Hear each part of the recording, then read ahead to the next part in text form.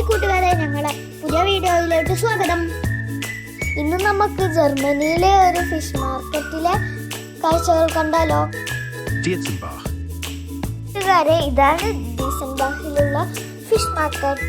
ഞങ്ങളവിടെ രാവിലെ എത്തിയപ്പോഴത്തേക്കും എല്ലാ ഫിഷസൊക്കെ റെഡിയാക്കി വെച്ചു. നാട്ടിലുള്ള മീനുകളെ ഞാൻ കണ്ടു, ഇല്ലാത്തതായ മീനുകളെ ഞാൻ കണ്ടു.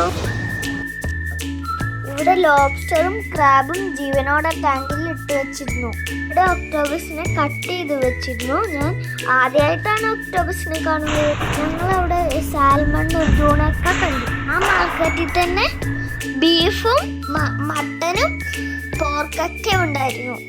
അവിടുന്ന് 2 ടൈപ്പ് മീനും മേടിച്ചിട്ട് തിരിച്ചിറങ്ങി.